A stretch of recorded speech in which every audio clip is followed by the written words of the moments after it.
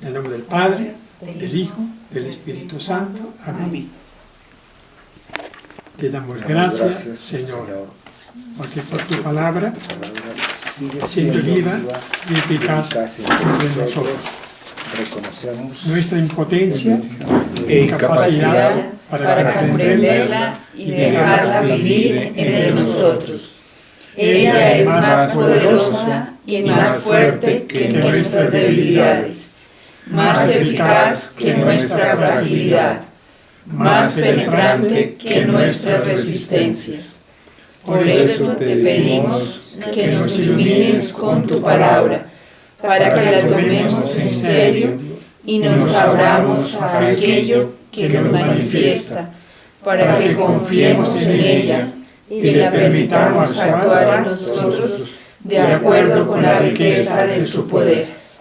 Madre de Jesús, que confiaste sin reservas, pidiendo que se cumpliera en ti la palabra que te fue dirigida, danos el espíritu de disponibilidad para que volvamos a encontrar la verdad sobre nosotros mismos.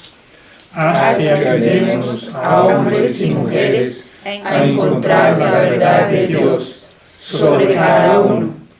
Haz que la encuentren plenamente el mundo y la sociedad en que vivimos, las personas a las que queremos humildemente servir.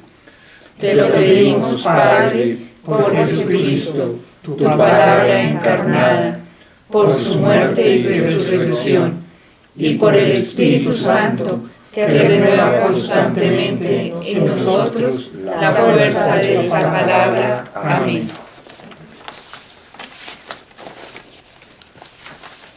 Quisiera empezar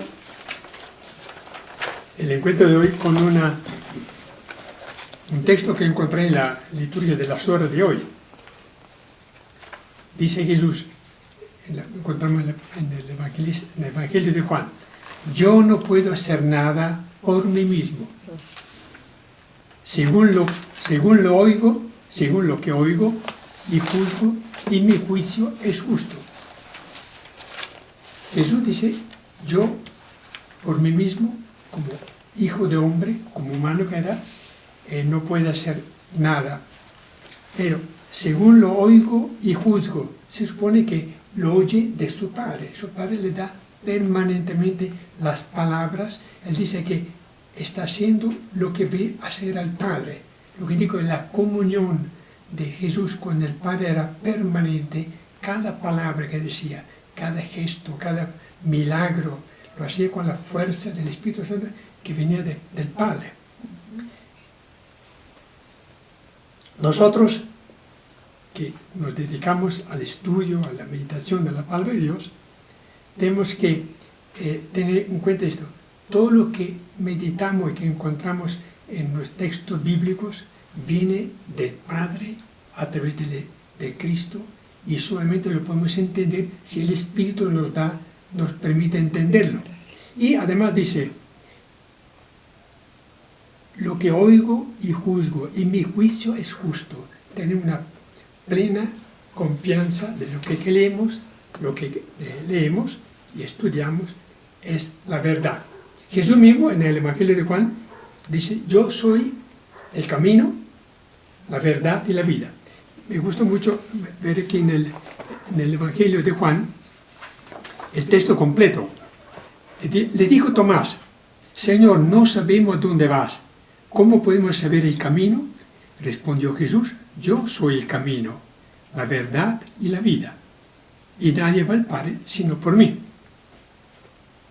Lo que estamos estudiando, el discurso de la montaña, el discurso apostólico, el discurso, luego el misionero, el tercer discurso que vamos a iniciar hoy, nos proporciona exactamente lo que el Padre confió a Jesús a los 12, o a la muchedumbre, y nosotros lo recibimos ahora, teniendo en cuenta que la fe con la que lo aceptamos, lo escuchamos, es también un don de Dios que nos permite tener acceso al camino que es Jesús, porque este camino nos conduce a la verdad.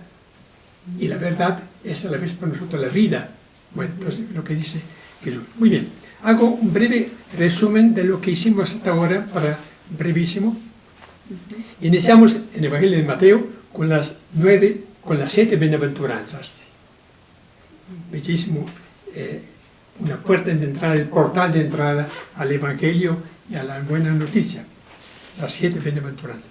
Luego leímos que los discípulos tenemos que ser sal de la tierra y luz del mundo. Luego leímos sobre el cumplimiento de la ley, que la ley antigua no está desechada del todo, sino que Jesús radicaliza y la presenta nuevamente. Ante todo, ten en cuenta que Mateo escribía a una comunidad donde había una mezcla de judíos convertidos y de paganos, por lo tanto tenía que mantener la autoestima del judío para que se supieran que toda la Torá, el Antiguo Testamento, no estaba siendo tirado a la basura, sino que seguía teniendo vigencia. Luego habla, por supuesto, de la nueva justicia. La vieja justicia era ojo por ojo, diente por diente, etcétera, etcétera, ¿no? La nueva justicia es mucho más innovadora. Moisés os dijo, no, bueno, etcétera. Yo os digo. Entonces, la nueva justicia la proclama Jesús. Por eso que insistía que nosotros, al leer el Evangelio, tenemos muy claro lo que debemos hacer. Porque pretender llegar, digamos, salvar nuestra vida, entrar en el reino de Dios con nuestras propias fuerzas es una ilusión. Por lo tanto, solamente si acatamos la nueva justicia, las nuevas normas, leyes que vienen del Evangelio, podemos pretender o anhelar a que seamos acogidos. Luego se habla de la limosna, nos habló de la oración del Padre Nuestro, el ayuno en secreto, el abandono a la providencia, la eficacia de la oración, la regla de oro, los 2 caminos, los verdaderos discípulos. Terminado esta parte del discurso de la montaña, iniciamos en Mateo 10 el discurso apostólico. El discurso apostólico, como decimos la última vez, está dirigido a los 12. Entonces habla de la llamada de los 12, da los nombres de cada uno de ellos. Entre otras cosas, notaba yo que el autor del Evangelio, que no sabemos si fue Mateo el apóstol o alguien que completó, habla directamente de Mateo el publicano, lo que da pie a que nosotros creamos de que realmente parte del Evangelio fue escrito por Mateo el publicano y no por un autor griego que escribió, por supuesto, gran parte del Evangelio actual. Bueno, habla entonces de la misión de los 12, luego de la predicción de las persecuciones que tendrán que afrontar los que forman parte de este grupo. Y llegamos al versículo 27, que no está en nuestros apuntes. Versículo 27 del Evangelio, lo voy a leer yo para que lo comentemos. Dice,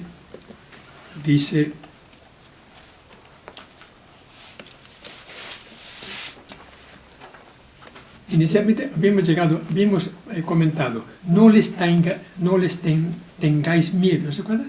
Pues no hay nada encubierto que no haya a ser descubierto, ni oculto que no se haya de saber.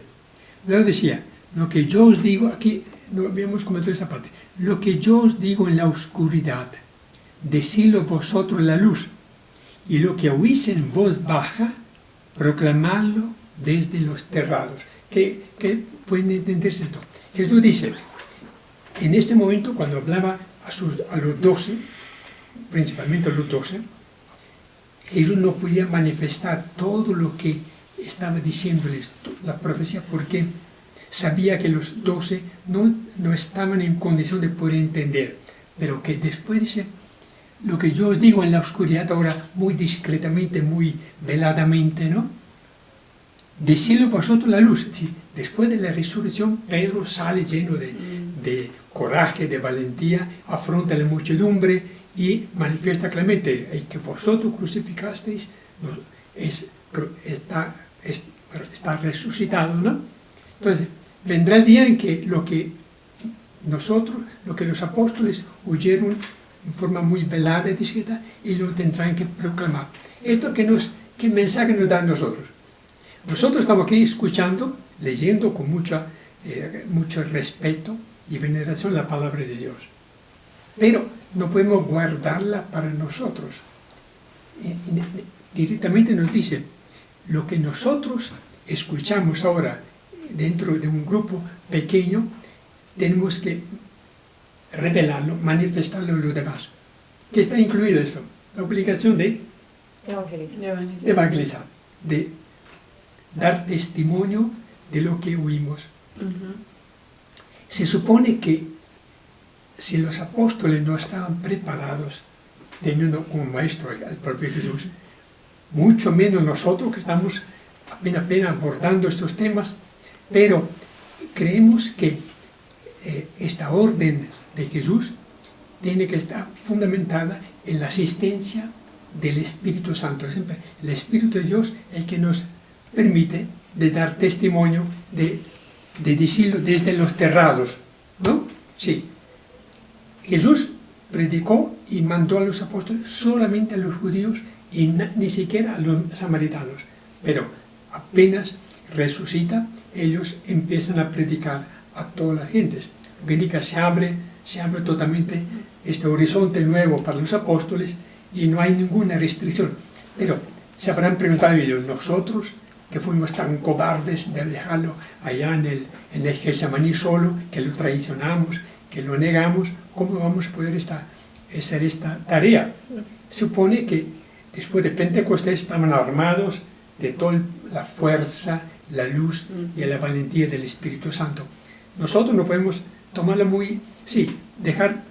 leerlo únicamente sin profundizar. Lo que escuchamos aquí tenemos que proclamarlo. Luego dice el texto, no temáis a los que matan el cuerpo, porque no está en el texto, pero no pueden matar el alma. Temed más bien al que puede llevar a la perdición alma y cuerpo en la gehenna. ¿Qué mensaje nos da aquí? No temáis a los que matan el cuerpo, pero no pueden matar el alma. ¿Qué mensaje podemos sacar de acá? En la parte práctica nuestra. Tenemos visión de vida eterna, porque sí, con la visión de corto plazo, pues toca cuidar el cuero. Sí. El miedo es lo más difícil afrontar y a desechar. Y es natural. Nosotros sí somos miedosos de la enfermedad, de la oscuridad, del atraco, de todo, ¿no? Y Jesús infunde en ellos una certeza, una confianza. Aunque tengan que pasar por la muerte, que maten el cuerpo, tener confianza, como decía, que hay una vida eterna. El alma, Dios resucitará a los creyentes y recuperará el alma. Pero es muy fácil leerlo, pero hacerlo, el miedo es siempre lo que nos acompaña en todo, ¿no? Miedo a dar testimonio de Jesús, miedo a practicar con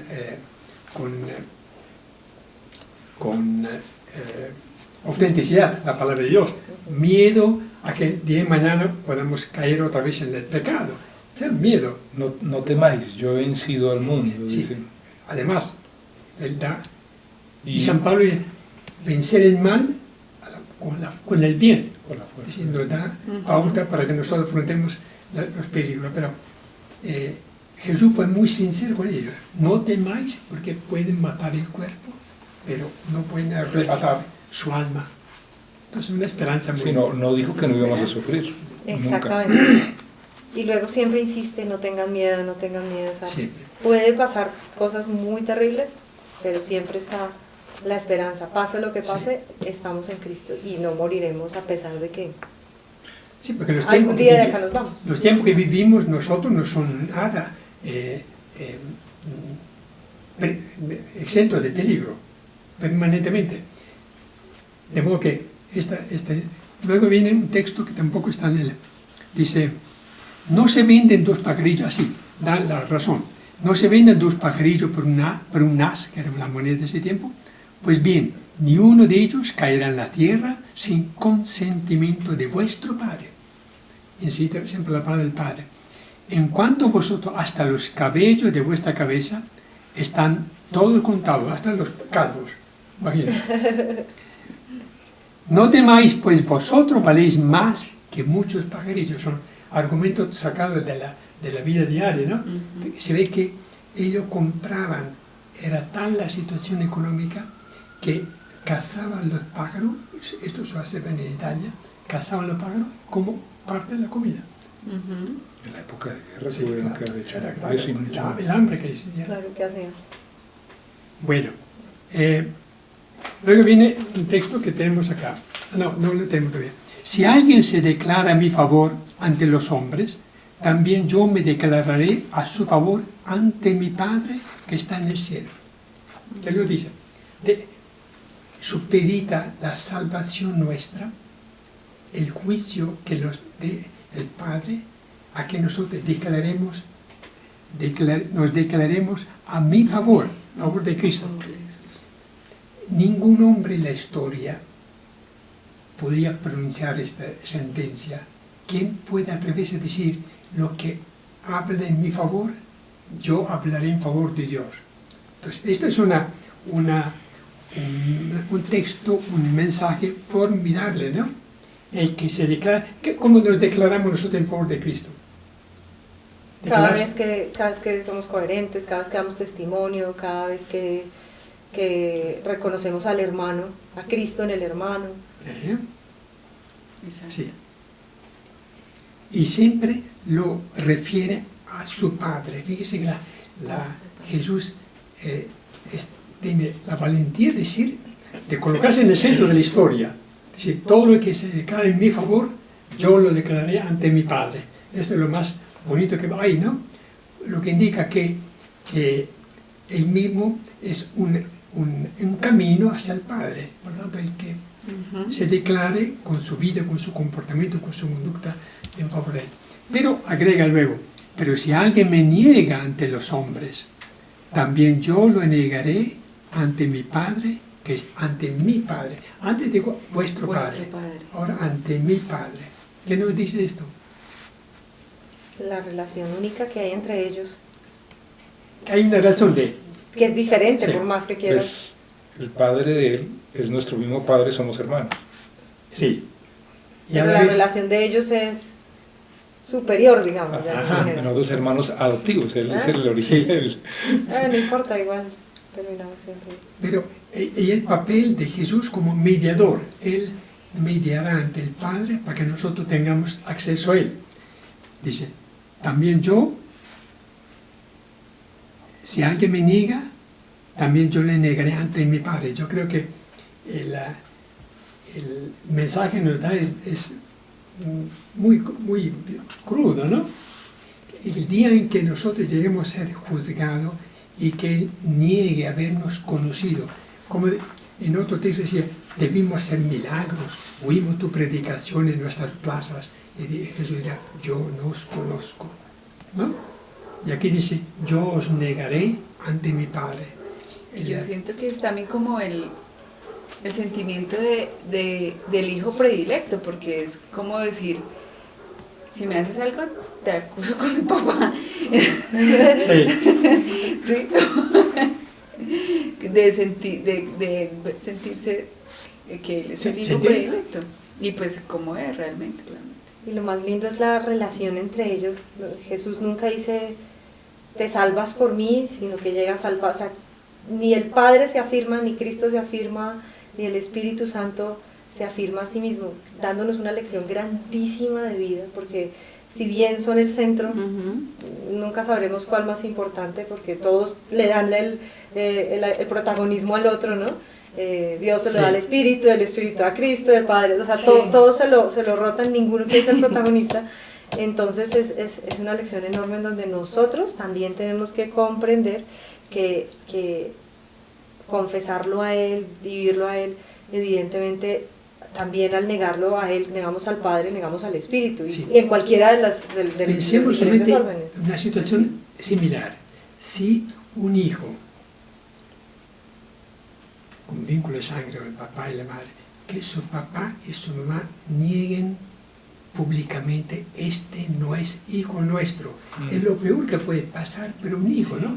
Que acude al papá y la mamá para que lo acojan en su casa, como el hijo pródigo, y que oiga la palabra, la sentencia terrible, tú no eres nuestro hijo.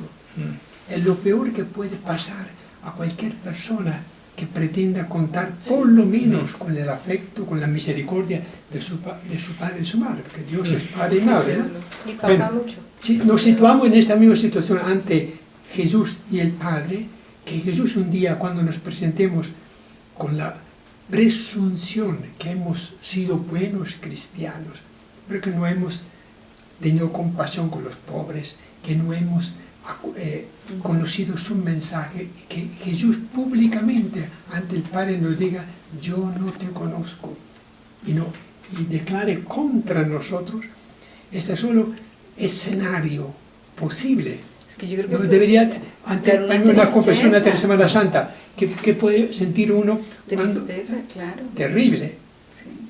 con toda una vida gastada y orientada a buscar la verdad o el reino de Dios, y que cuando uno llegue diga, Jesús no nos reconozca, uno solamente se muere de miedo, porque no tiene otra verdad, no hay otro futuro, no otro destino sino este. De acuerdo. Entonces, esta palabra hay que pesarla. Nos- Ujú. Bueno, luego viene un texto que tampoco está en esto, que dice, no penséis que he venido a traer la paz a la tierra, que es un poco contradictorio, porque la noche en Belén, los ángeles cantaron gloria a Dios y paz en la tierra. Jesús a los apóstoles les dijo, cuando vayáis a un pueblo, decid primero todo paz a esta casa, ¿no? Entonces, son portadores de paz. Sin embargo, dice, no penséis que he venido a traer paz en la tierra. No he venido a traer paz, sino espada. ¿No? ¿Qué significa? Le dice a continuación, sí, he venido a enfrentar al hombre con su padre, a la hija con su madre, a la nuera con su suegra, y a los enemigos de los hombres serán los de su propia familia. Ese texto es muy fuerte porque rompe un poco la cultura de ese tiempo donde la familia patriarcal, el papel del padre con sus hijos, de la madre con sus hijos, de la nuera con la suegra, era sagrado. ¿Sí? La familia patriarcal se sostenía en estos grandes imperativos. El padre es el dueño de todos los hijos, dueño de la hacienda de toda la familia. Desobedecer al padre o de salir de la casa, como hizo Jesús cuando tuvo 30 años, sale de la casa y la abandona, era una señal de que algo se rompía. Y Jesús vino a decir exactamente esto, que Él viene a crear división entre padre e hijo, entre madre e hija, entre nuera y suegra. ¿Por qué? Porque el Evangelio es mucho más importante que la relación entre padre e hijo, entre madre e hija. Es decir, cuando uno tiene que optar, me quedo con mi padre o con mi madre, ¿no? Tiene siempre que decir, primero que todo, opto por el Evangelio, por Jesús. Entonces, por tanto, eso crea división, crea sinsabores, crea malestar, crea, por supuesto, una división grande en la familia. Pero Jesús antepone el amor a Él y al Evangelio, al reino de Dios, por encima de la familia. ¿Qué opina? todo es muy... Dale. ¿Se da esta situación en la realidad? Mucho. Claro, y pues es que pasa porque cuando llega la conversión no se convierte toda la familia de una, se convierte uno y el resto siguió en el mundo, en otro rollo, entonces pues es un proceso muy individual y pues obviamente no va a ser acogido necesariamente por todos, más además sabiendo que nadie es profeta en su tierra como Jesús mismo lo dice, entonces es muy complicado Sí. ese pedazo. Es como el mismo Jesús dice, el que es agua tibia lo vomitaré de mi boca. Entonces, como la invitación a ser radical, o es o no es. También. El que no recoge conmigo, desparrama. Eso. Entonces, Elija. Esto indica que el reino de Dios impone una nueva dinámica, ¿no? El reino de Dios ha venido y rompe todas las reglas. Si antes yo era totalmente obediente a mi padre, pero en ese momento el Evangelio prima sobre mi afecto, mi obediencia al Padre, yo escojo el reino de Dios. Si mi madre me impone cosas que van en contra de mi moral o de mí, no, yo escojo siempre el reino de Dios. Esto tiene una importancia muy grande porque en ese tiempo, se imagina, en las familias de ese tiempo, de la época de Mateo y de Juan y de Lucas, muchas familias permanecían eran judíos perseverantes en la observancia de la ley, paganos que seguían con su propia vida. Y el Evangelio rompía todo esto, porque había papá, de repente se convertía, los hijos no, o viceversa. Tuvo que haber causado mucho malestar, pero Jesús lo había predicho, ¿no? Yo he venido a traer la espada y no... Y Lucas tiene un texto todavía más interesante que dice, Lucas 12, dice, Lucas 12, 51. 51.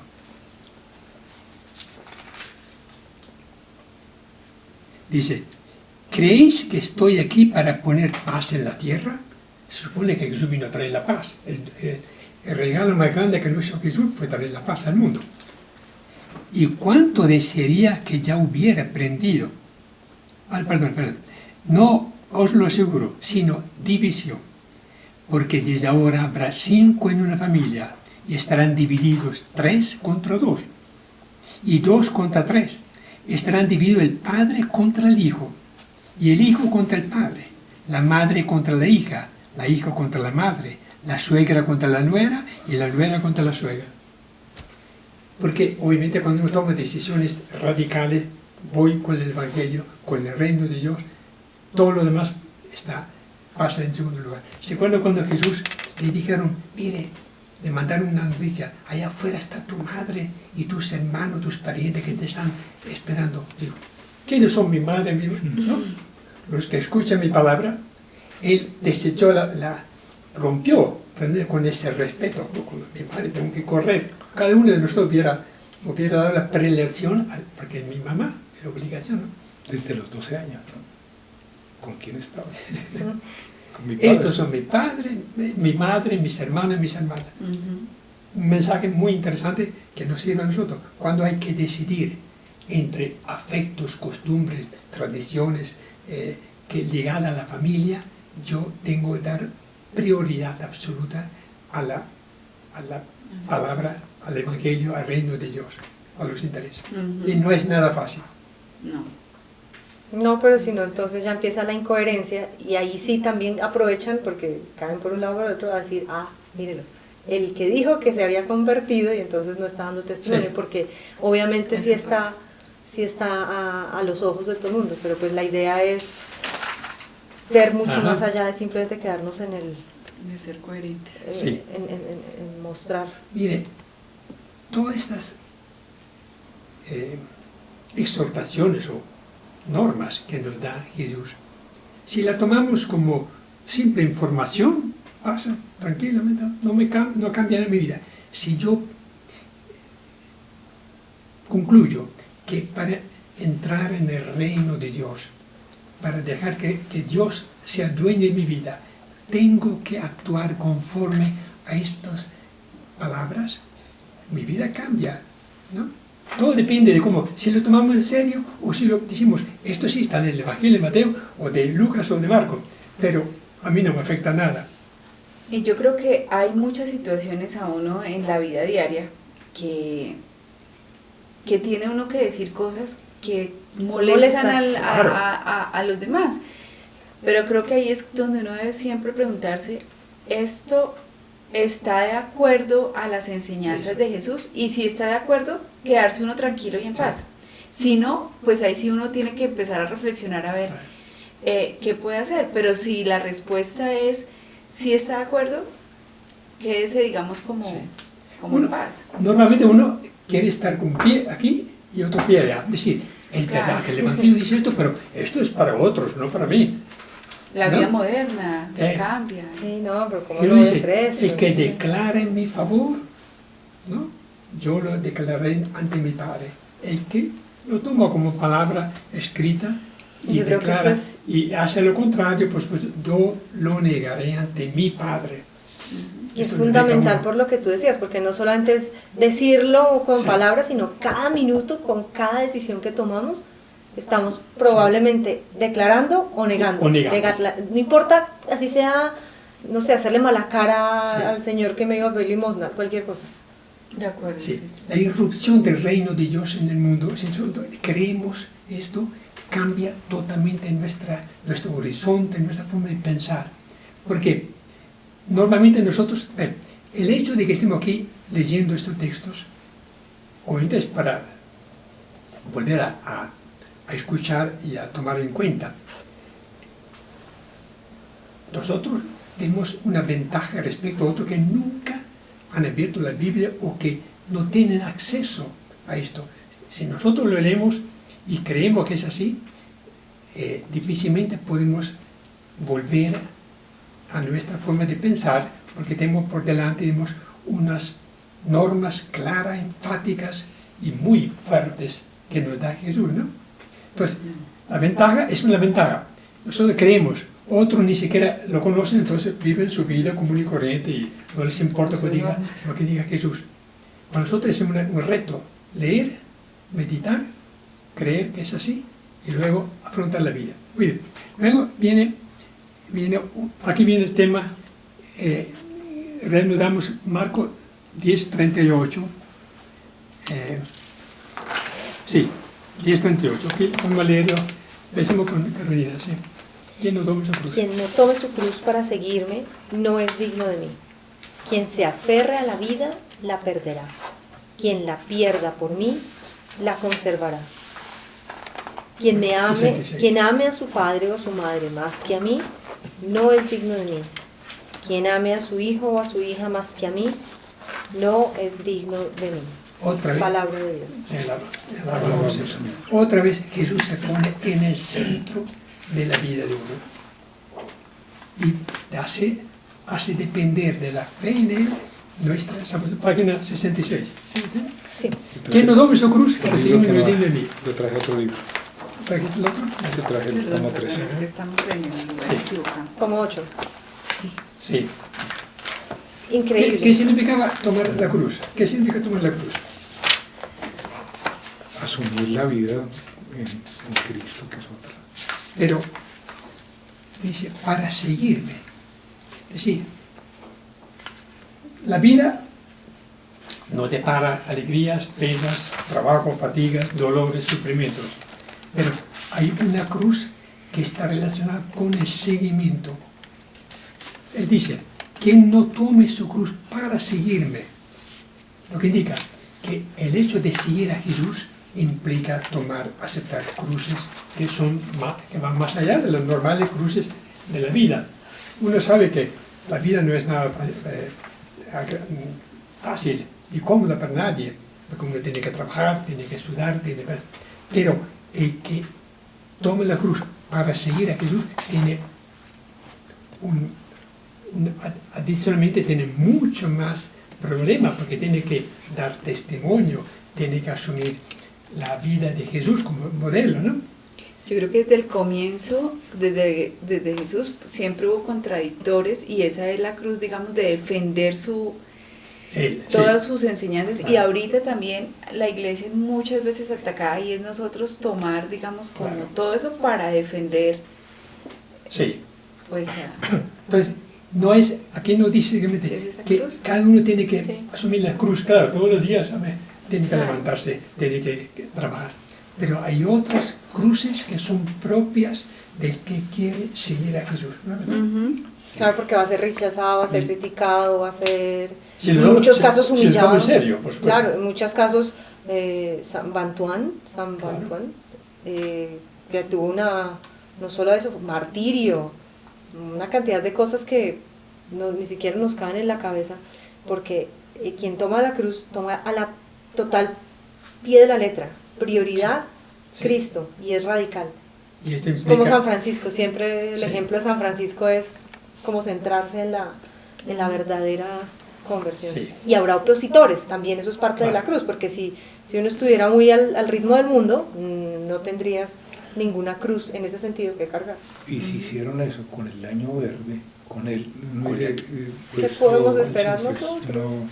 no tenemos coronita como para decir. Entonces, Jesús es muy franco, muy leal y les advierte de una vez, el que me sigue tiene que asumir cruces y sufrimiento nuevo, porque obviamente va a ser objeto de críticas, de blasfema, de burlas continuamente, ¿no? Claro. Y nosotros, entonces, Pero también hay que decirlo, Emilio, que sí, el mismo Señor va dando la gracia para poder Claro. sobrellevarla. Ujú. de acuerdo.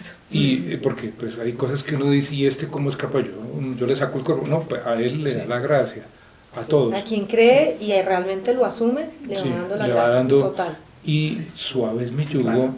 y liviana es mi carga. Es- Pues, sí. pues no es fácil. pero- esa es la fe y la esperanza que tenemos, que el que asume la cruz con Cristo, con la fe en Cristo, con la paciencia, tiene también la ayuda del Espíritu de Cristo que nos da. sí, la- Aquí adelante, a continuación dice algo todavía más grave. Quien se aferre a la vida, la perderá. Quien la pierda por mí, la conservará. Otra vez Jesús se pone en el centro de la vida, ¿no? Entonces dice, quien se aferre a la vida común y corriente, ¿no? A las Cosas del mundo. Cosas del mundo, ¿no? Que vive conforme a la lógica del mundo. Carolina lo decía ahorita, es decir, la afirmación de Cristo es en el otro.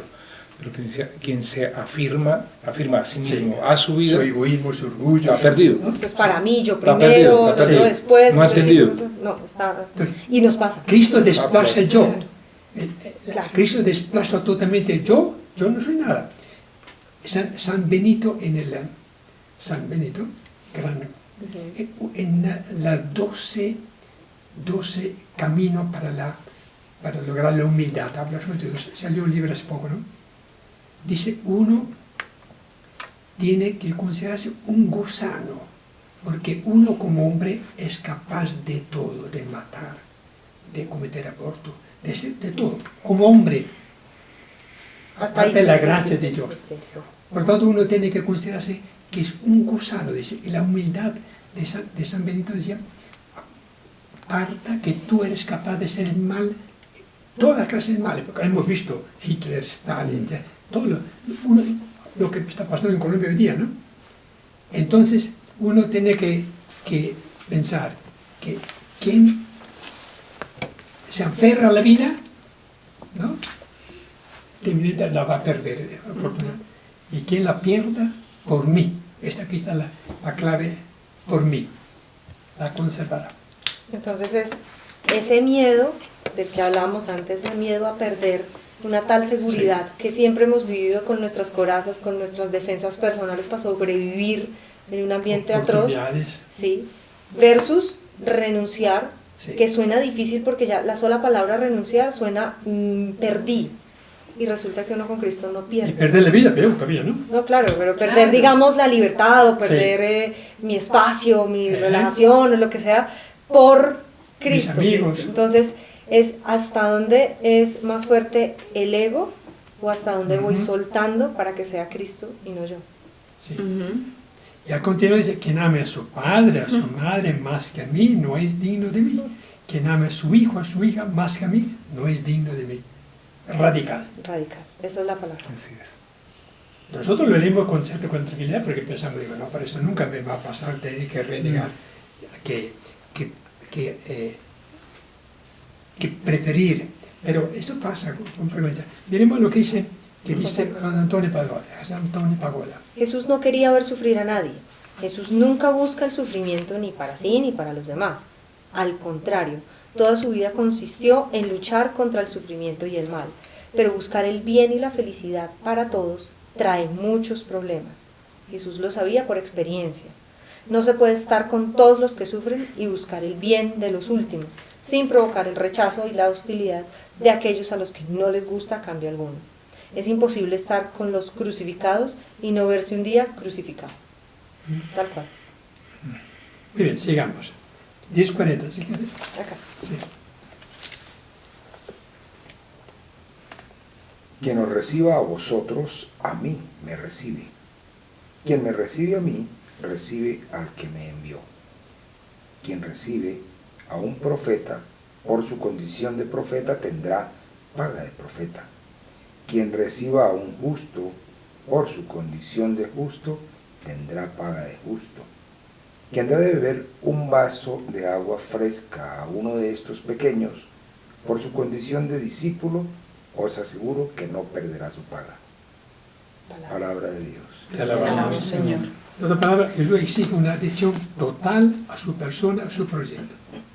No da gabelas de ir, de acomodar la vida como uno quisiera, ¿no? Un pie aquí, un pie allá. Jesús quiere una adhesión total. Aquí, leamos el comentario que sigue. A mí me recibe. A partir de esta promesa podemos entender el abrazo de San Francisco de Asís a los leprosos, el servicio de San Pedro Claver a los esclavos y el amor de Santa Laura Montoya por los indígenas. Tomó en serio. Sigamos. Las palabras con que se concluye el discípulo misionero se refieren, el discurso misionero se refieren a la recompensa que espera a quienes acojan a los mensajeros del Evangelio. Mateo habla de 4 grupos de personas: los apóstoles. Sí, pero ¿quién recibe a vosotros? Son los apóstoles, los 12. Vosotros, los apóstoles. Misioneros itinerantes, los profetas. ¿Quién recibe un profeta? Eran los misioneros que iban predicando el Evangelio. Los cristianos, los justos. Los justos. Los débiles en la fe, los pequeños. Esta es la estructura un poco de la comunidad de Mateo. Estaban los apóstoles, algunos de los apóstoles, el propio Mateo de repente. Luego venían los profetas, los que predicaban. Tercero venían los justos, los hombres que estaban viviendo conforme al Evangelio, al discurso de la montaña. Y finalmente los pequeños, ¿no? Dios tiene una especial preferencia por los pequeños. Que eran los pobres, los humildes, los enfermos. Miren qué bonita, ¿no? Y los niños. Bueno. Sí, Dar de beber un vaso de agua fresca a uno de estos pequeños. José Antonio Pagola. José Antonio Pagola dice: hemos de aprender a regalar lo que está vivo en nosotros y puede hacer bien a los demás. Dar nuestra alegría, comprensión, aliento, esperanza, acogida o cercanía. Muchas veces no se trata de cosas grandes ni espectaculares. Sencillamente, un vaso de agua fresca, una sonrisa acogedora, una escucha sin prisas, una ayuda a levantar el ánimo decaído, un gesto de solidaridad, una visita, un signo de apoyo y amistad. Esto, ¿quién da de beber el vaso de agua fresca? Uno de esos pequeños.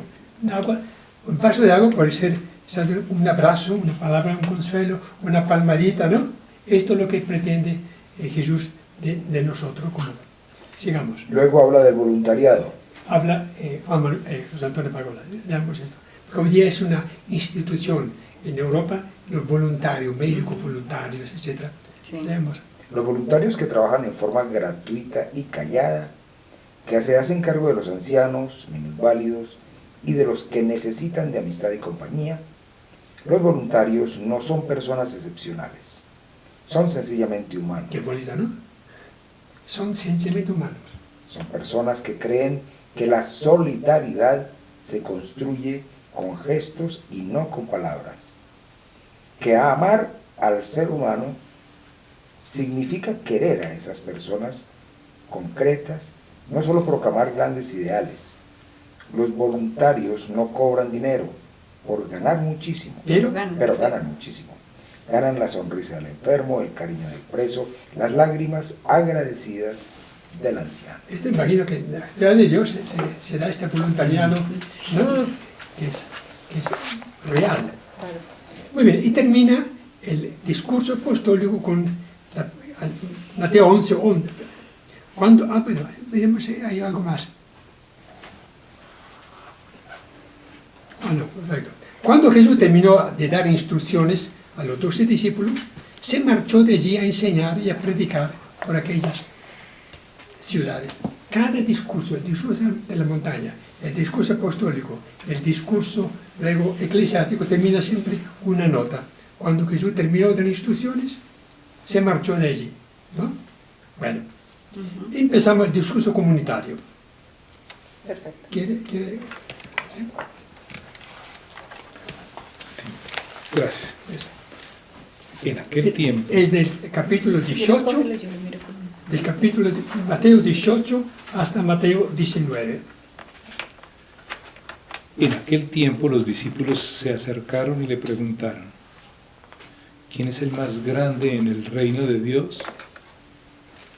Él llamó a un niño, lo colocó en medio y dijo: os aseguro que si no os convertís y os hacéis como los niños, no entraréis en el reino de Dios. Quien se humille como este niño es el más grande en el reino de Dios. Y el que acoja a uno de estos pequeños en atención a mí me acoge. Pero quien escandalice a uno de estos pequeños que creen en mí, valdría la pena que le colgasen al cuello una piedra de molino y lo arrojasen en el fondo del mar. Muy bien, hasta ahí. Palabra de Dios. Te alabamos, Alabamos, Señor. Señor. Entonces habla, primero coloca en el centro de su atención a un niño. Niño no hay que tomarle la letra, sí, una persona pequeña que depende totalmente de sus padres, que no está aferrado a nada porque es abierto a cada experiencia y ante todo sin malicia. Un niño supone que actúa espontáneamente, no tiene malicia, no tiene malas intenciones, no es hipócrita, ¿no? Es muy sincero. ¿Quién es el más grande? La pregunta de ellos era muy obvia. Ya piensan ellos en asumir posiciones dentro del grupo de los 12, ¿no? ¿Quién es el más grande en el reino de Dios? No cabe duda de que esta pregunta estaba sugerida por algún tipo de ambición. Claro. Bueno, somos 12, pero debe haber una jerarquía para ellos. Es el más La importante. familia patriarcal regía también su forma de pensar que el reino de Dios tiene que ser igual. Y Jesús llamó a un niño, lo colocó en medio, dijo: ¿quién, si no os convertís y no os hacéis como los niños, no entraréis? ¿Qué nos dice a nosotros todo esto? Quien no viva la vida nueva en otros términos, pero quien no sea limpio de tanta basura con la que nos vamos llenando a lo largo de la vida, que se puede resumir el mismo ego, y quien no sea capaz de ser tan transparente como un niño. Es que un niño no tiene ni prejuicios, ni miedo, Ni ambiciones. ni ambiciones, ni El espera niño- el puesto X o Y. Todo el mundo lo misma. carga, todo el mundo lo acaricia, todo el mundo lo regaña, todo el mundo lo trae, lo lleva. El niño nunca, a ver, la experiencia con Ángelo es muy clara, típica, ¿no? Entonces, ¿qué actitud y qué virtudes nos transmite esta? Sí. El ser como niños para poder entrar en el reino de Dios. ¿Qué alcance tiene para nosotros? Total, ser humildes, ser sencillos, permitir ser pequeños, o sea, no querer ser el primero. Un niño, tú no lo ves diciendo yo primero, o yo Bueno, se les empieza a salir Sí, progresivamente, pero empieza a digamos salir que pero cuando es bebé. naturalmente, Sí, Y ambiciones. depender totalmente del padre, porque creo que cuando uno se va haciendo grande, digamos que uno siempre dice, ya soy independiente, Sí, entonces sí. ya no dependo de mi papá y de mi mamá, Eh, pero es seguir dependiendo del Padre Celestial, ¿no? Sí. Otra cosa es la transparencia. El niño es lo que hace. es transparente. No, sí. no oculta segundas intenciones, no es hipócrita, no es presuntuoso. Puede ser hasta mentiroso de repente, ¿no? Pero finalmente es una persona abierta a recibirlo todo. Entonces, esta característica o esta calidad es propia de los cristianos o es muy poco común. Es poco común. Poco común del humano. Nosotros nos vivimos ensalzando y pretendiendo tener el protagonismo y queriendo ser los mejores y los primeros. Y el camino es al revés. Sí. Y nos oponemos a cambiar. El niño, en cambio, si uno le enseña, mira, ¿qué es esto? Claro, es un proceso, Pero lo acepta. pero lo acepta. Nosotros Es ya mucho no más damos- abierto, es muy cierto. Sí. Nosotros estamos tan cerrados que a nosotros nos dicen, no, ya no haga esto, hágalo así. ¿Y quién cambia una actitud, una costumbre, una... Yo siempre lo he hecho así. Ah, Yo sí lo he hecho, ¿por qué voy a cambiar ahorita? Si ya llevo Rehacer el tantos camino. años. Así Sí. lo hago yo. Devolverse la vida para volverse pequeños es una... Santa Teresa del Niño Jesús, esto fue el camino. Lo entendió El perfectamente. camino lo entendió perfectamente. Como Era Nicodemo. Es humilde, un referente. paciente, era abierta, dependía de su superior, que era su hermana, ¿no? Nunca rechazaba nada. Es difícil, no es, aunque dice que es el camino más sencillo para llegar a Dios, pero bajarse al nivel de cualquiera sin... Y un niño Pero, se admira fíjese. con todo, ¿no? Ah, sí. Se La, admira la capacidad, ¿no? la de- capacidad de admiración que tiene un niño. Todo es nuevo. Claro, exacto, sí. Todo Esa nuevo. parte es Sí. muy difícil para uno. Entonces, fíjese cómo Jesús nos traza el camino. Jesús es el camino. Nos dice cómo llegar a Él, cómo llegar a agradar al Padre. Hacerse pequeño como los niños, abiertos, sinceros, transparentes, ¿no? Y también la inocencia, cuando por ejemplo una familia tiene un alguien enfermo de alguna enfermedad, no sé, síndrome de Down o algo así, Ujú. ellos sí que son luz, sí que son ángeles, sí que transforman a la Sí, familia, sí. unen a la familia, terminan siendo la bendición y no hay familia que pues ame a su Sí. hijo enfermo que no diga que es el centro, que lo ama más, Sí.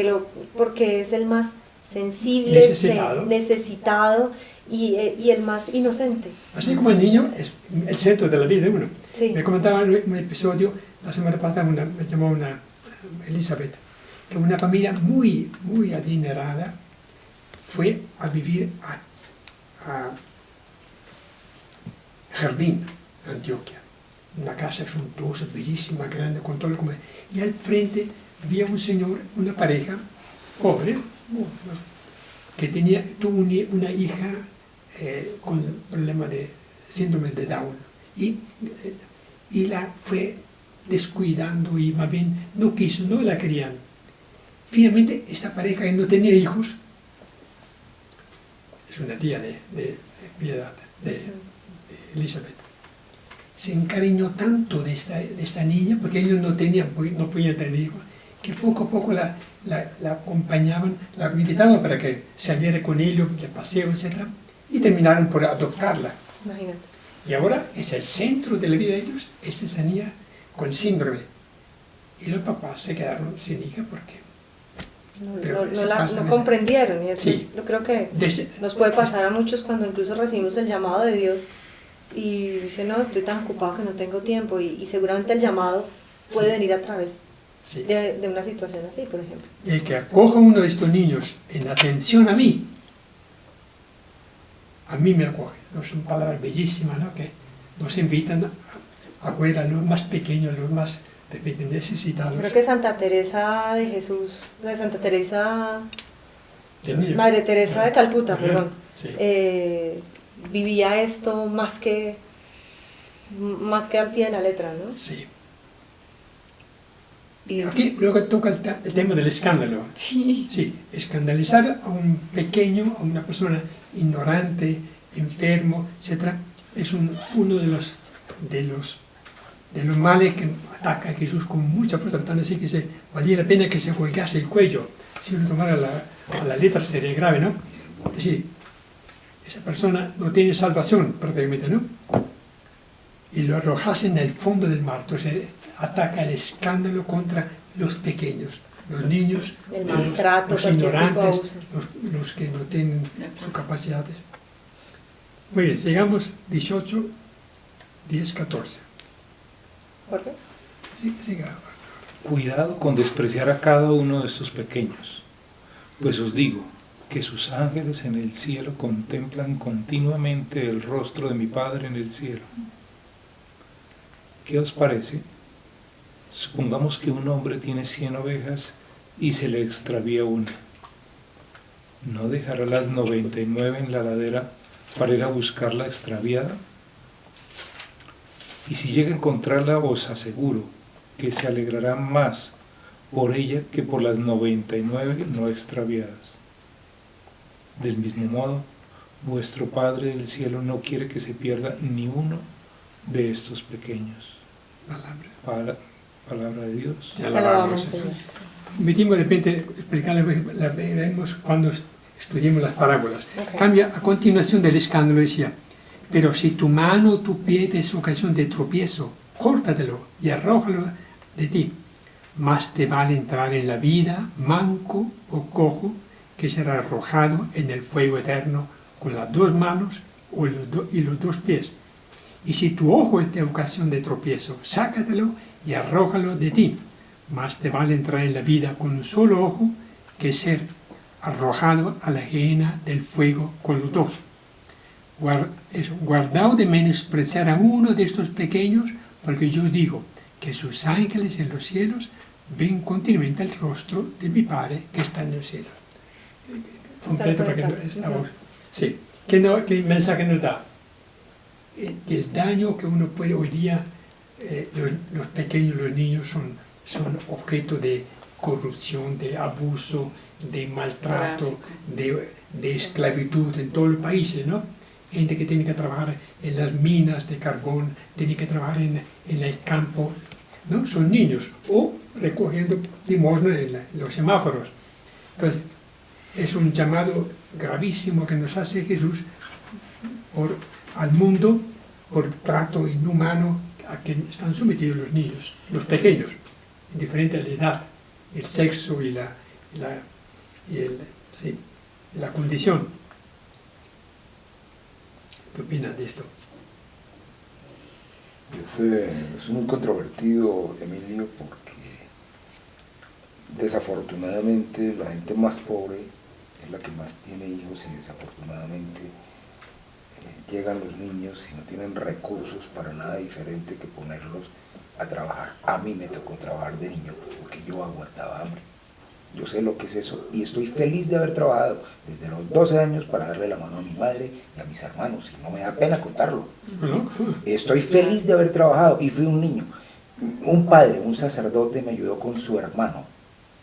Mi hermano tenía una ferretería y yo empecé trabajando, fui mensajero y no conocía ni la ciudad. Me decía, muy lindo, me pintaba un mapita, me dijo, mijo, cuidado con pasar las calles, 4 cuadras hacia allá y 10 a la izquierda. Y ahí derechito hasta donde encuentre pared, ahí es. Y yo lo hacía y me gané la vida, me ganaba la mitad del salario mínimo que muy generosamente me pagaba. Yo no lo merecía porque yo no tenía sino 12 años. Uno ganaba el salario mínimo a los 18 y yo era un pelado que ni conocía la ciudad. Agradezco que me han dado trabajo y esto no puede ser objetado ante las familias que realmente por la necesidad tienen que poner a sus hijos a trabajar. Es duro decirlo, pero cuando uno lo siente en carne propia, como yo lo sentí, hombre, aguantamos un poquitico menos de hambre. Claro, claro. No, en la vida real sí es válido pero si un gobierno tiene con qué, como los gobiernos, es decir, si la riqueza en este mundo se manejara de otra manera, no en la forma de codicia, que 4 son los ricos y los pobres vamos siendo cada vez más, otra vez, y vamos para una debacle, en realidad es muy importante tener en cuenta que no es que uno lo predique de esa forma tan fría, sino que de verdad que las necesidades obligan a la gente a hacer cosas que uno quisiera que no fueran así. Ahí es donde los gobiernos y la fe y Jesús está presente, ojalá estuviera presente en los grandes mandatarios, que en alguna parte del Evangelio la vez pasada lo veíamos y da terror pensar cómo van a poner la cara a aquellos codiciosos en grande que no dejan que fluya la economía que hay para todos, hay mucho más que para todos, pero desafortunadamente la ambición y la codicia no dejan que los pobres tengan al menos un plato de sopa. Claro que hay una diferencia muy grande y es que no había mala intención de parte de mi abuelita. Aquí hablamos de pronto de cuando hay mala intención hacia los niños y son explotados o maltratados. ¿Sí? Era una necesidad y tocaba salir adelante. Pero en ese caso... No te están despreciando. Nadie te estaba...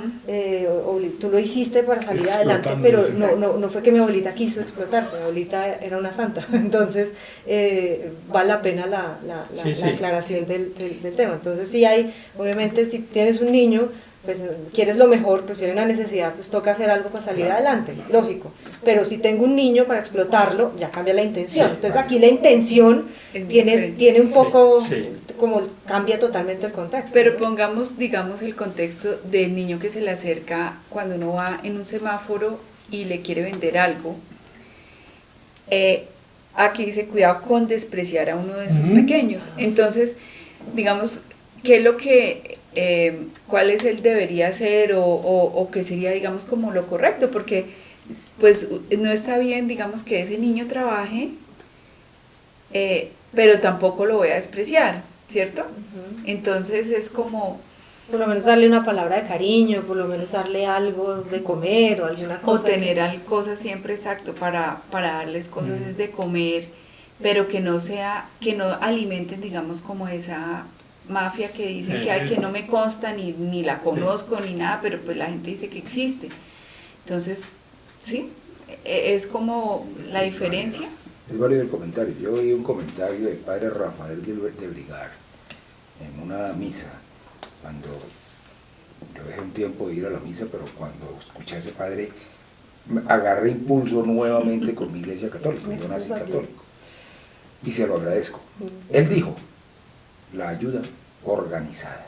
¿Y quién hace la mejor ayuda organizada en el planeta? La Iglesia Católica. No nos metamos mentiras. La Iglesia Católica.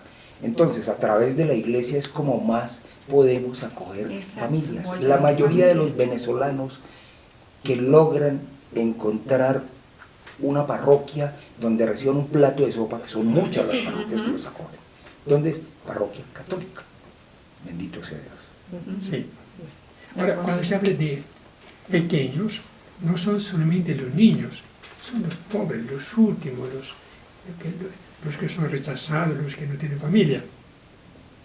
Sí, tengo que ampliar, sí, los que se hacen pequeños también, los que aún teniendo con qué, pero se hacen pequeños, humildes, estos forman parte de esta categoría del cual habla el discurso comunitario.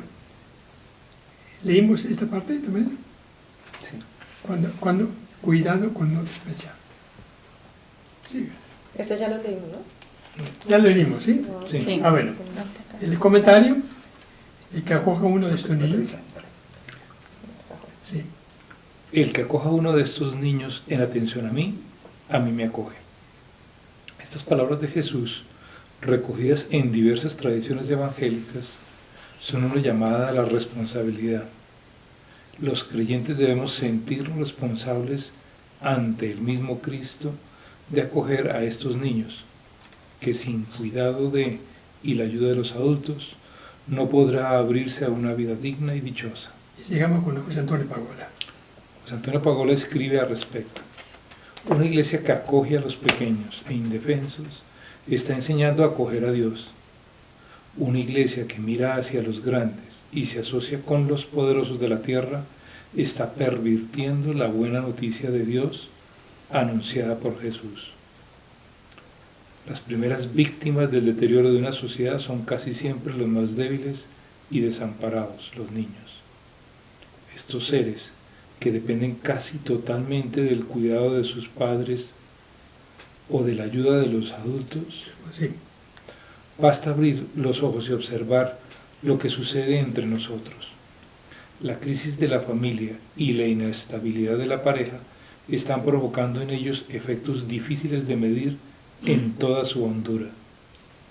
Dichosos niños poco queridos, privados del cariño y la atención de sus padres, la mirada apagada y el ánimo crispado que se defienden como pueden de la dureza de la vida sin saber dónde encontrar refugio. Mire, Jesús, en ese tiempo la situación era peor de la que tenemos hoy día.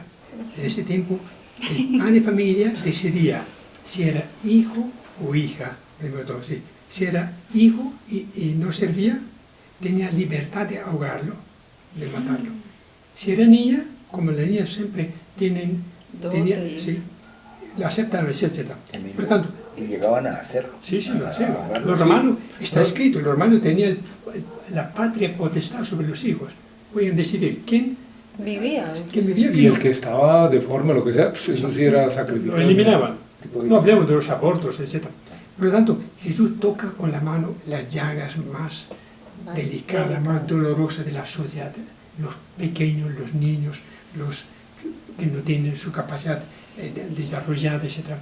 Y esto es un llamado que hoy día es todavía aún hoy día es, cada año mueren millones de niños en el Yemen, en Somalia, en la República de África, en Sudán, en Corea, que es gravísima la situación en ese momento, en Colombia, etc. Por lo tanto, son palabras muy graves, ¿no? El escándalo y el maltrato a los niños y a los pequeños.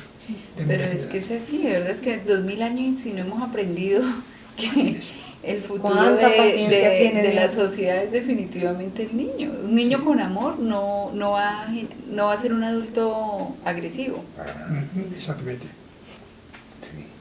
Eso sí, lejos. Sigamos, tú, Daria. Si tu hermano te ofende, Si tu hermano te ofende, ve y amonéstalo tú. Amonesta, No, amonéstalo. tú y él a solas. Si no te hace caso, hazte acompañar de uno o dos, para que el asunto se resuelva por 2 o 3 testigos. Si no les hace caso a la comunidad, considéralo pagano o un recaudador, Recaudador. un publicano. Os aseguro que lo que atéis en la tierra quedará atado en el cielo. Lo que desatéis en la tierra quedará desatado en el cielo.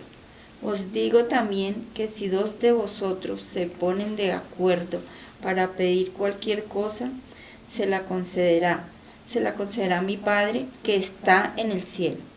Pues donde hay 2 o 3 reunidos en mi nombre, allí estoy en medio de ellos. Entonces se habla de 3 cosas. Primero de todo, si tu hermano, ¿cómo resolver los conflictos en la comunidad cristiana? Entonces en Mateo, guiándose por la palabra de Jesús, dice, si tu hermano te ofende, ve y amonéstalo. Sí. No busques un juez, ¿no? Sino una reconciliación, Un diálogo. Sí, un diálogo para resolver este conflicto. Tú y él a solas. Sí, porque normalmente uno hace lo contrario. Va y Se le cuenta a todo el mundo menos le cuenta a todo el persona. mundo y el último a saberlo es la persona con la cual ha tenido un problema, ¿no? Sí, sí, sí. O de una vez organiza un apoyo para poder Comunitario. aplastar Una alianza. Confabular. Sí. Si no te hace caso, es normal, has de acompañar de uno o dos de la comunidad para que el asunto se resuelva por 2 o 3 testigos. Cuando antiguamente era necesario tener 2 testigos como mínimo para decidir sobre un conflicto, ¿no? 2 o 3 testigos. Entonces, la comunidad tenía esta forma, ¿no? O resuelve tu problema con tu hermano, o si se sale ya de este círculo, busque 2 o 3 personas y arregle con él. Pero en caso, si no le hacen caso a la comunidad, representada por eso, considéralo es como un excomulgado. Porque imagino que en la comunidad de Mateo ocurría con mucha frecuencia peleas, conflictos entre miembros de la comunidad. Entonces, él fija ya la forma como resolver conflictos. Y es verdad hoy en día, ¿no?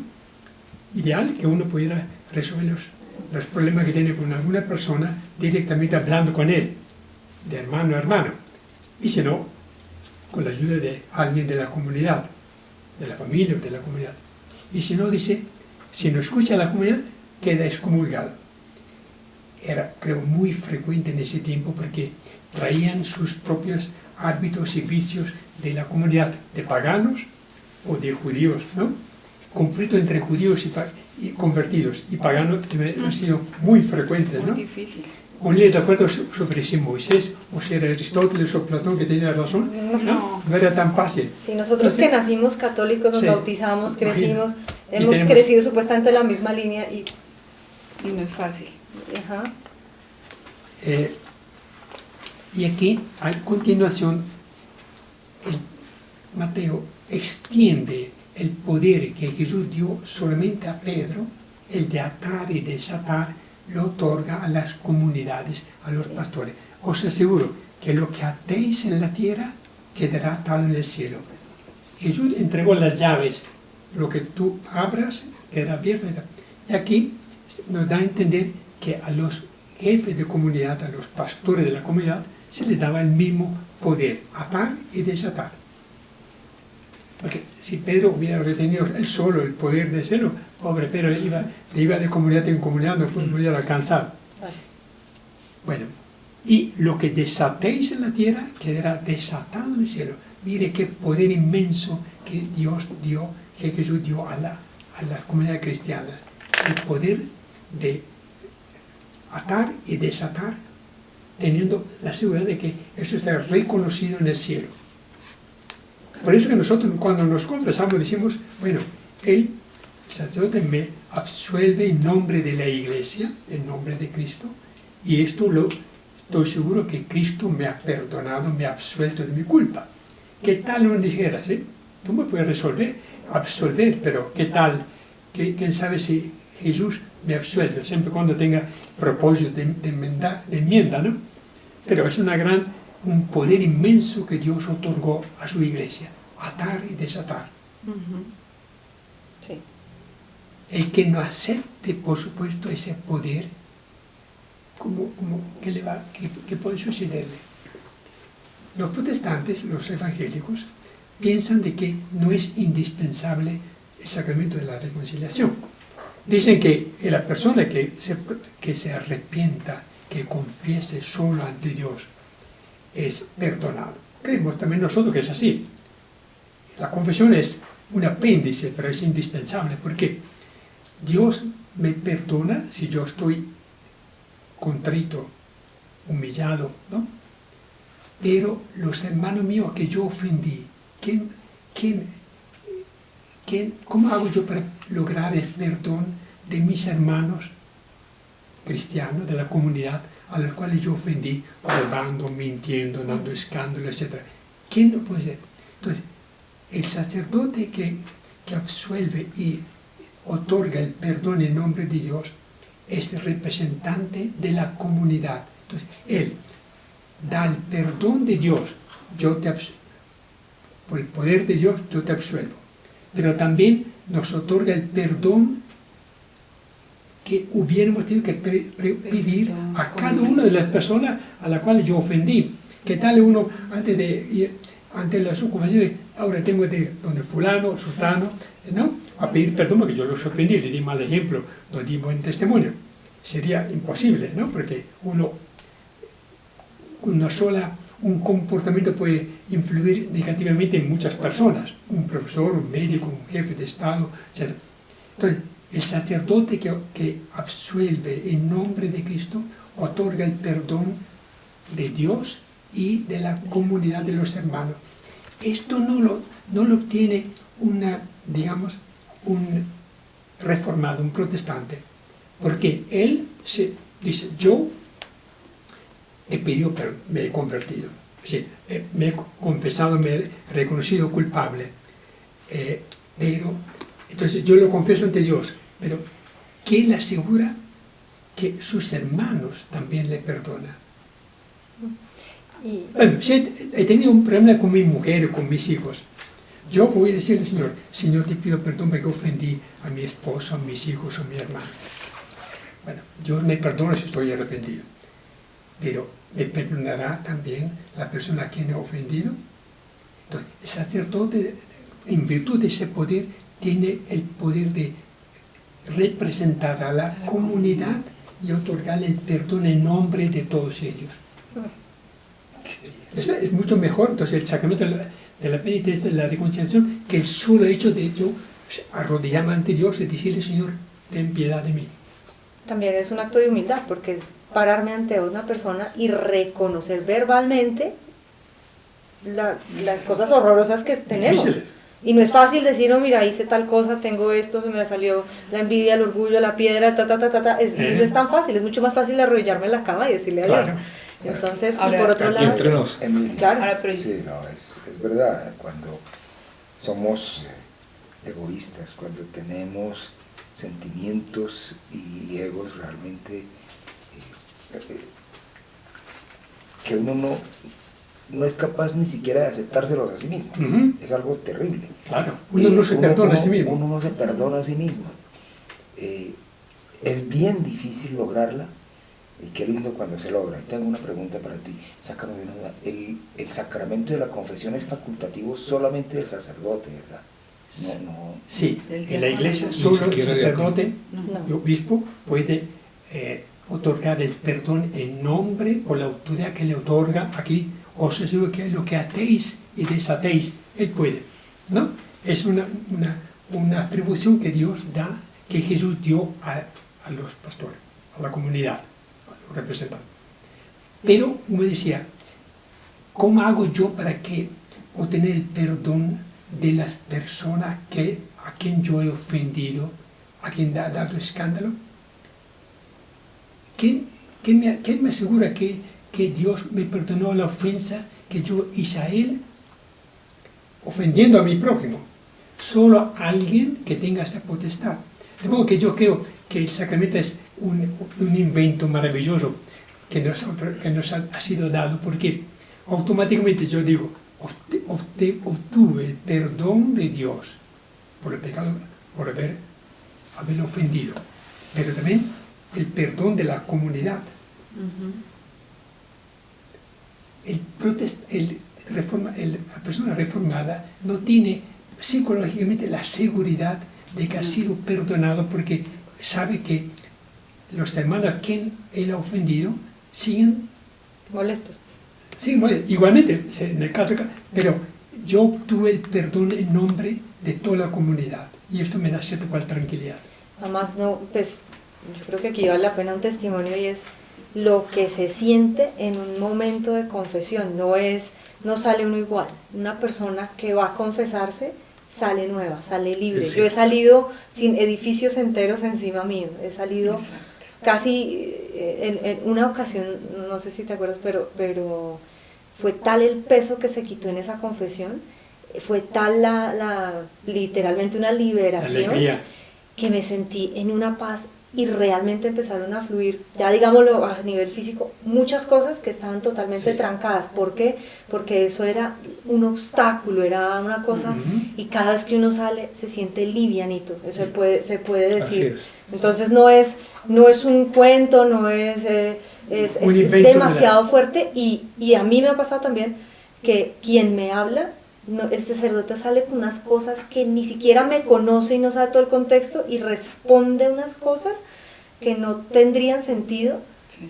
y es que es Jesús mismo hablándote. Sí. La confesión es el mismo Jesús perdonándote, porque ese es el poder que tiene, bueno, la Sí. autoridad que tiene el sacerdote, y es Jesús. Y En nombre yo lo de he Cristo. sentido realmente más de una vez, Sí. prácticamente en todas las confesiones. Obviamente el que ofende a un hermano tiene que pedirle perdón, Claro. no guardar rencores, tiene que tratar de Sí, no nos resolver el confesamos. conflicto con él. No es que el perdón de Dios automáticamente me libera de la obligación de reconciliarme, todo lo contrario. me da Me obliga. la fuerza para poder reconciliarme con el hermano. Pero ya el perdón me lo otorgó el sacerdote en nombre de Dios y de la comunidad. Sí. Eso me parece formidable, ¿no? Además, Formidable. Porque aún psicológicamente uno dice, bueno, me quita un peso enorme, porque el sacerdote me otorgó, me concedió la absolución de todos los pecados. Ahora toca a mí estar el camino de reconciliación, de acercamiento, de perdón. ¿Qué opinan? Así De es. acuerdo. Sí, así es. y sin duda cada vez que uno se confiesa, así sean las cosas más complicadas, van viéndose diferentes, van viéndose menos difíciles, van viéndose más suaves. Entonces la confesión es una gran bendición a la que muchas veces le huimos. Yo soy feliz cuando estamos en misa o llega el padre a confesar, hay una fila enorme, porque es mucho deseo de liberación, de sanación. Y siempre el ejemplo incluso del Papa, el Papa se confiesa Claro, cada 15 días. cada 15 días, se confiesa. Lo que confiesa. Entonces, ¿qué puede confesar? O sea, pues el Papa, imagínate, pero En oración. pero nosotros tan buenos nos sentimos que a veces no sentimos necesidad de confesarnos más seguido. Entonces ahí es un buen termómetro para saber Sí. cómo realmente estamos. Entonces, ya encuentran aquí dónde está dicho que la Iglesia puede perdonar, atar y desatar. Está en ese texto, junto con el Pedro. texto donde a Pedro se le dan las llaves. Pero viene otra cosa más interesante, obviamente interesante. Os digo también que si dos de vosotros se ponen de acuerdo para pedir cualquier cosa, se la concederá mi Padre que está en el cielo. Entonces, la primera era cómo reconciliarse con una persona con la cual tengo un conflicto. La segunda es el poder que Jesús otorga a la comunidad cristiana. Tercero, el poder de la oración. Si dos o más, entonces la oración comunitaria tiene una eficacia muy superior a la oración individual. Por eso que en la iglesia el oficio de las horas se canta o se reza en comunidad. Que la oración que hacen dos personas para la misma necesidad tiene mucho más probabilidad de obtener la intercesión o la gracia solicitada. Entonces es un texto muy precioso que nos habla de cómo la comunidad puede lograr gracias del Padre que está en el cielo. Tengo que creer esto porque, mire, todo está en el contexto del reino de Dios. El reino de Dios rompió todo, la mentalidad antigua y la nuestra también. El hecho que tengamos un Dios que es Padre nuestro, que nos escucha, que nos perdona, que nos reconcilia, cambia totalmente la visión de la vida, ¿no? Sí. El cristianismo es producto de esta irrupción del reino de Dios que nos está con Cristo, la buena noticia. Y todo esto son secuelas de que Cristo realmente actúa dentro de la comunidad, actúa en cada persona, la oración, el perdón, etcétera, etcétera. Porque esto está ligado a dice, ¿cómo debe actuar concretamente una persona ofendida? Si mi hermano le pregunta a Pedro, ¿me ofende cuántas veces tengo que perdonar? ¿Hasta 7 veces? Se ve que existía la costumbre o la tradición. La respuesta de Jesús es contundente. No te digo 7 veces, sino hasta 70 veces 7. En otra palabra, siempre, en todo momento, de manera incondicional. Son verdades, son mensajes muy sencillos a la vez, pero que responden a ¿cómo hago yo para entrar en el reino de Dios? Perdonar, orar en común, etc. Más adelante dice, perdonar no significa ignorar las injusticias cometidas, ni aceptarlas de manera pacífica o indiferente. Al contrario, si uno perdona, es precisamente para destruir, de alguna manera, la espiral del mal, de venganza, para ayudar a otro a rehabilitarse. Perdonar nos hace bien, como decía tú, ¿no? El perdón es necesario para convivir de manera sana en la familia, donde los rostros de la vida diaria pueden generar frecuente tensión y conflictos, en la amistad y el amor, donde hay que saber actuar ante humillaciones, engaños e infidelidades posibles. en muchas situaciones de la vida en las que tenemos que reaccionar ante agresiones e injusticias. Quien no sabe perdonar puede quedar herido para siempre. San Agustín decía, ¿dónde está el perdón? Allí está la iglesia. Muy tajante. Y termina finalmente con el último texto, léalo, Patricia. Cuando Jesús terminó este discurso, se trasladó de Galilea a Judea, al otro lado del Jordán. Lo seguía un gentío inmenso y él los curaba allí. Palabra de Dios. Te alabamos. Así los tres discursos desde la montaña, el discurso apostólico, el discurso eclesiástico o comunitario, termina siempre con esta y Jesús terminó, se trasladó, ¿no? Y la gente, por supuesto, lo seguía. Con eso terminamos el Mateo. Yo creo que hemos estudiado lo más importante, ¿no? Las bienaventuranzas, Muy bonito. el discurso de la montaña, el discurso apostólico, el discurso misionero, y aprendimos, por lo menos repasamos, interiorizamos, nos convencimos y compartimos algo que es fundamental, porque es, como decía antes, lo que leía antes de las palabras de Jesús. Yo no puedo hacer nada, yo no puedo hacer nada por mí mismo según lo que oigo y juzgo, y mi juicio es justo. Sí, esta palabra sale del corazón de Dios Padre, se las comunica a su Hijo y nosotros las compartimos, si tenemos fe. Y mi juicio es justo, es el camino correcto para poder entrar en la reina de Dios, ¿no? Porque Él es el camino. ¿Qué nos sigue ahora? ¿Qué nos queda? ¿La comunidad de Mateo estaba en Roma? ¿Dónde? No, se piensa que era en Antioquía, que era la segunda Jerusalén, porque después de la persecución de San Esteban, muchos salieron de Palestina y fueron hacia Siria, que era...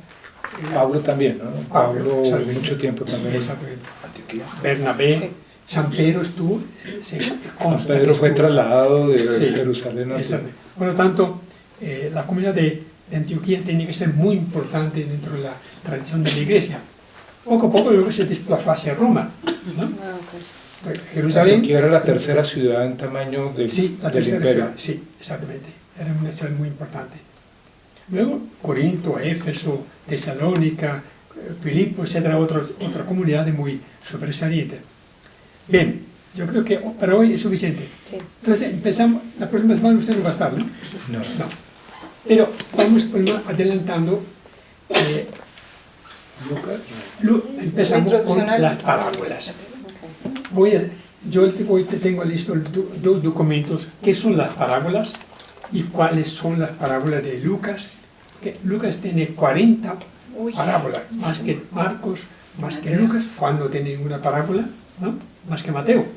Entonces vamos a hacer una introducción sobre qué es la parábola, que tiene muchos significados, y luego comentarios de personas muy connotadas, estudiosas, que son Joaquín,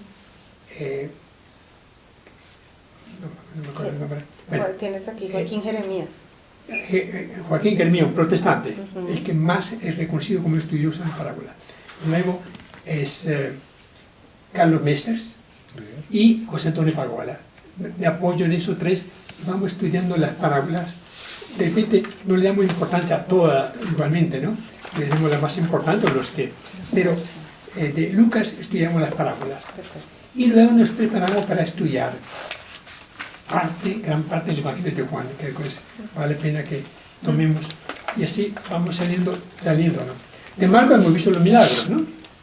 De Mateo, los 3 discursos, de Lucas, las parábolas, y de Juan, textos selectos de Juan. ¿Tú tienes la pasión, el discurso final, la despedida de Jesús en la última cena. ¿Tú tienes de estos escritos de Pablo algo? ¿De Todo. todo. Sí, porque después empezamos Hechos de los Apóstoles y luego empezamos todas las cartas de Pablo. Romanos, todo, hasta el Apocalipsis. Porque Santiago. me puse a mirar y sí vi carta de Sí, diferentes, pero no vi Pablo. ¿Está dentro de eso? Sí, Sí. tanto. Ah, no, las cartas son las 14 cartas de Pablo son las Y antes hay como una introducción a Pablo en esos dos folletos. claro, Bueno, claro, claro. es que Sí. me toca ¿Ah, sí? una... No te la puedo- Ah, pues No, tú yo lo mismo, tengo, tú lo yo lo tienes, tengo. ¿no? Gracias. Sí, está la vida de Pablo, está la introducción de las cartas. De modo que tenemos todavía un camino bastante Pero largo. todavía nos queda bastante por ahí. Pero vamos bien, No, ¿o? claro, no, muy bien, y si hay que demorarse más, se demoran, pero pues vale la Sí, pena vale la profundizar. pena, ¿eh? Sí, no, Aquí no. compartimos. Tenemos con- que esperar hasta llegar a Pablo y al Apocalipsis, que es increíble también. Eso. Muy bien. Bueno, Emilio, muchas bien, gracias. Una oración. Una oración. Bendice, Señor, nuestras buena voluntad de escuchar tus palabras. Infunde en nosotros tu espíritu para que nos otorgue la sabiduría y la capacidad de entenderlas y ante todo la fuerza y la voluntad de ponerla en práctica. Y lo pedimos por Cristo nuestro Señor. Amén. Muy bien. Padre, Espíritu Santo. Bueno, Lo grave que todo gracias. nuestra